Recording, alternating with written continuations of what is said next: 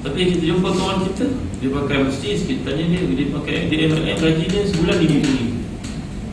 Kita pun rasa Allah Akbar, jauhnya pun ketinggalan.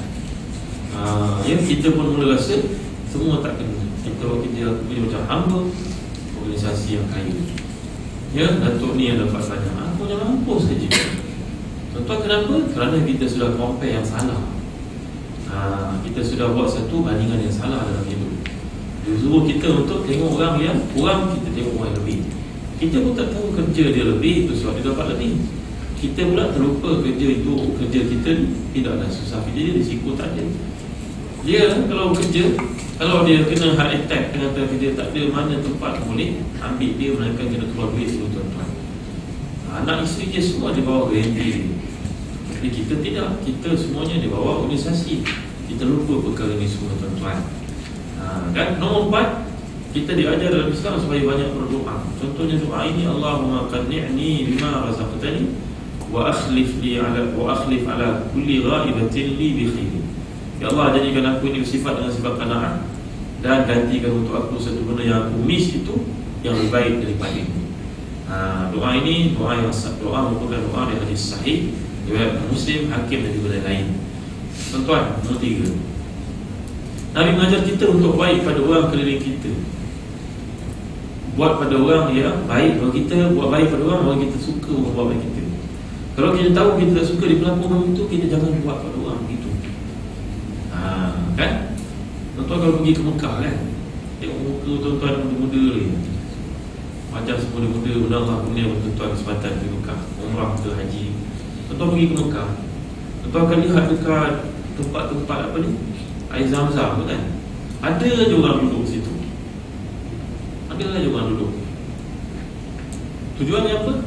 Tujuannya dia tengok ada orang kat tangan, dia ambil air Zam-Zam, pergi hantarkan. Tuan-tuan, dalam sebuah hadis yang sahih, Nabi menjelaskan sebaik-baik pemberianlah air, tuan-tuan. Sebaik-baik pemberian adalah air. Ini sebaik ada air mana ini. Saya bercakap ini satu tempat air tak ada, keluar kabut dia tangan air. Saya tak masuk itu, saya kata. Tapi kita dalam hidup ni, ada tak peluang petang-petang kita rasa ngantuk, kita tengok kita mengantuk, kita pergi ke pantry, kita buatkan air. Ada tuan? Ada tak? Ada tak ada. Tapi jangan perempuan buat untuk lelaki lah. Kan buat kan saya handsome juga aku ni.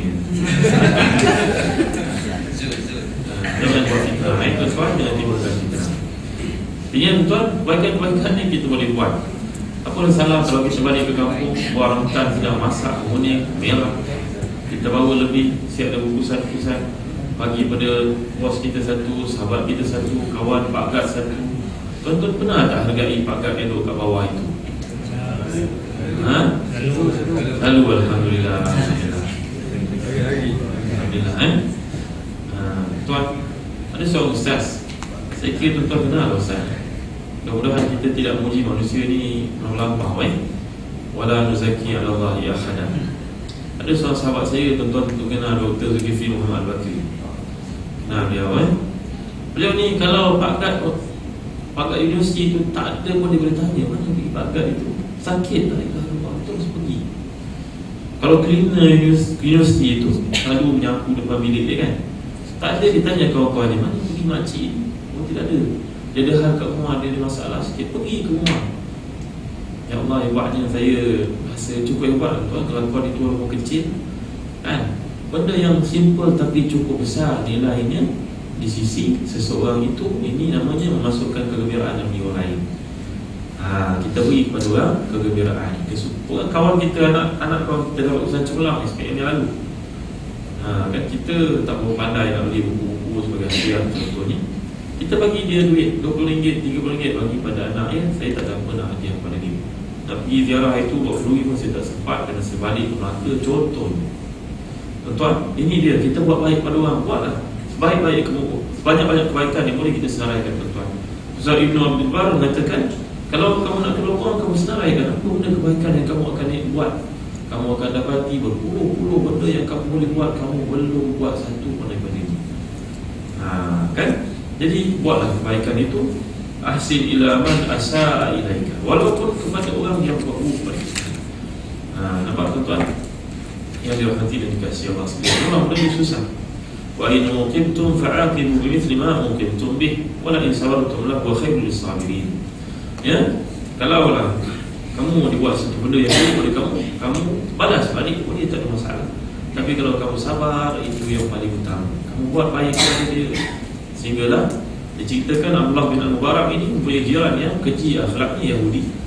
Jiran ini adalah seorang yang selalu buat sakit pada dia, buat masalah pada dia. Tapi lagi dia masalah, lagi dia buat baik. Akhirnya sampailah Yahudi ini sayang kepada Allah bin Al-Mubarak. Allah bin Al-Mubarak.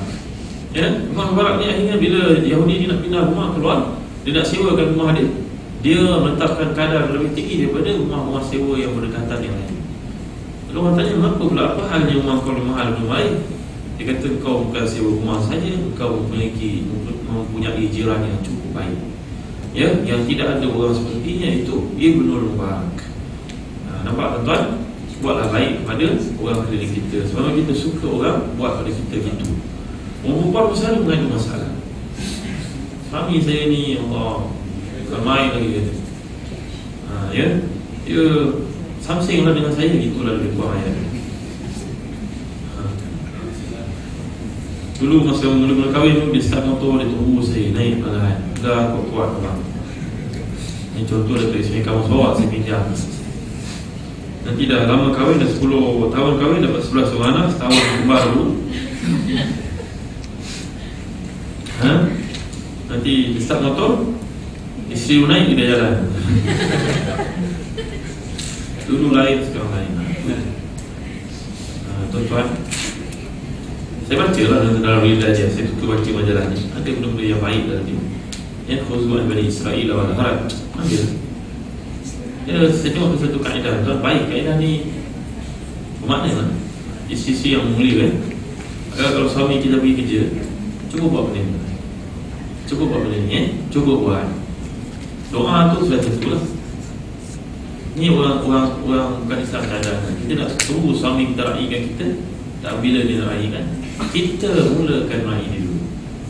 Contohnya kan, dia pergi kerja, tak dalam poket dia satu nota. Dia pergi nak ambil pen, pun dia beri ada kertas. Dia buka kertas, abang, I love you, kerjalah dengan baik hari Jumaat. Ya, cuba ingat. Dekat belakang ni, petang ni belanjalah saya makan. Itu tu. Nampak? Ya, perempuan sedari cukup buat benda ni. Benda simple, tapi dia cukup bermakna untuk satu pihak yang lain. Suami kita pandai isteri buat lawak ni, tak apa dia buat terbiak ke apa ni. Ya, asalkan jangan melampau lah. Cuba kita buat. Ini dalam Islam, benda-benda gini kita tanya pada ahli psikologi. Buatlah baik, tapi fitrah kita nak berbaikan, tuan-tuan. Sesuai dalam hadis yang sahih, Nabi bersabda, al-khairu matma'annat ilaihi nafsu matma'anna ilaihi al-qalb, wa syarru ma hakka fi sadri wa taraddada fil qalbi wa in ataka an-nas wa aftaruk. Kebaikan itu ialah benda yang kita suka orang lain tahu, dan kita tenang hati kita kalau melakukan. Sebaliknya keburukan itu benda yang kita benci diketahui orang. Kita takut kalau orang tahu. Malunya aku kalau orang tahu begini. Aku nak jadi dengan aku ni kerja kat Pasar Zakat, buat benda beginilah. Jadi kalau orang tahu, malu aku. Kalau dimasuk ke dalam metro ni, mati aku. Tuan-tuan nampak? Kebaikan dan keburukan tu sebenarnya Allah jadikan diri kita. Ya, Allah jadikan satu fitrah dalam diri kita untuk mengukurnya sendiri. Jadi tuan-tuan, senaraikan kebaikan-kebaikan yang kita nak buat dan cukup buat. Kalau tak boleh semua, buat sebahagian. Buat sikit. Kita tak tahu dengan sebab apa kita masuk surga, tuan-tuan. Kerana itu Nabi telah bersabda dalam hadis yang sahih, walau antalqa akhaka biwajhin taliqin. Walaupun kamu jumpa kamu senyum, dia jadi suka, dia jadi tenang, dia gembira. Kalau pada saudara, kalau pada isteri, pada suami, babi aula. Isteri kita nak marah, tengok kita balik senyum, tak jadi dia nak marah. Gitu juga kalau kita ni isteri kita, ya, dia nak marah, kita senyum.